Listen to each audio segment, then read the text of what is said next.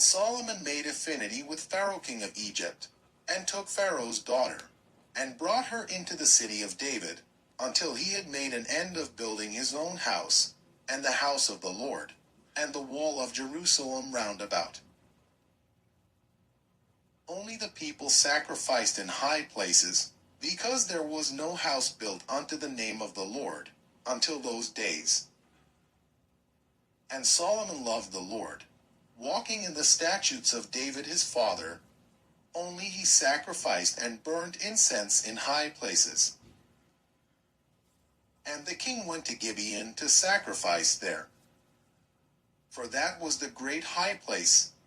1,000 burnt offerings did Solomon offer upon that altar. In Gibeon the Lord appeared to Solomon in a dream by night, and God said, Ask what I shall give thee. And Solomon said, Thou hast shewed unto thy servant David my father great mercy, according as he walked before thee in truth, and in righteousness, and in uprightness of heart with thee.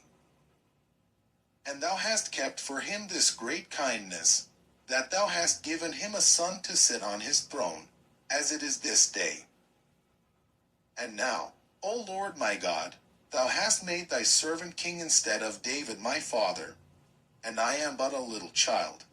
I know not how to go out or come in.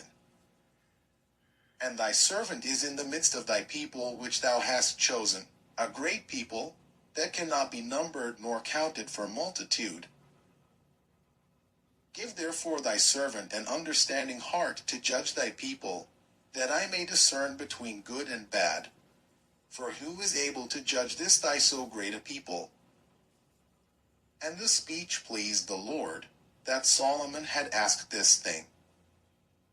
And God said unto him, Because thou hast asked this thing, and hast not asked for thyself long life, neither hast asked riches for thyself, nor hast asked the life of thine enemies, but hast asked for thyself understanding to discern judgment. Behold, I have done according to thy words. Lo, I have given thee a wise and an understanding heart, so that there was none like the before thee, neither after thee shall any arise like unto thee. And I have also given thee that which thou hast not asked, both riches and honor, so that there shall not be any among the kings like unto thee all thy days.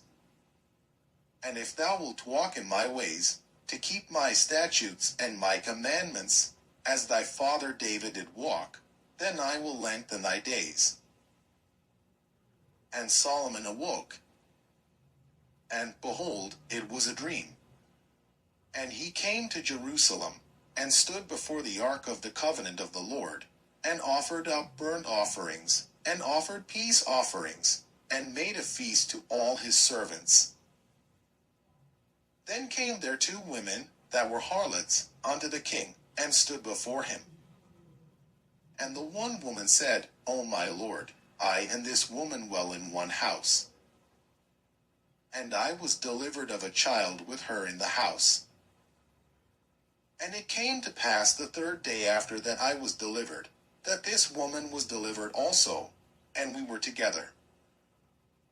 There was no stranger with us in the house, save we 2 in the house. And this woman's child died in the night, because she overlaid it. And she arose at midnight, and took my son from beside me, while thine handmaid slept, and laid it in her bosom, and laid her dead child in my bosom. And when I rose in the morning to give my child suck, behold, it was dead. But when I had considered it in the morning, behold, it was not my son, which I did bear. And the other woman said, Nay, but the living is my son, and the dead is thy son. And this said, No, but the dead is thy son, and the living is my son. Thus they spake before the king. Then said the king, The one saith, This is my son that liveth, and thy son is the dead. And the other saith, Nay, but thy son is the dead, and my son is the living. And the king said, Bring me a sword. And they brought a sword before the king.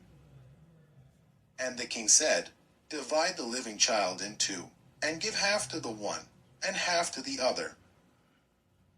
Then spake the woman whose the living child was unto the king, for her bowels yearned upon her son. And she said, O my lord, give her the living child, and in no wise slay it. But the other said, Let it be neither mine nor thine, but divide it. Then the king answered and said, Give her the living child, and in no wise slay it. She is the mother thereof. And all Israel heard of the judgment which the king had judged. And they feared the king, for they saw that the wisdom of God was in him to do judgment.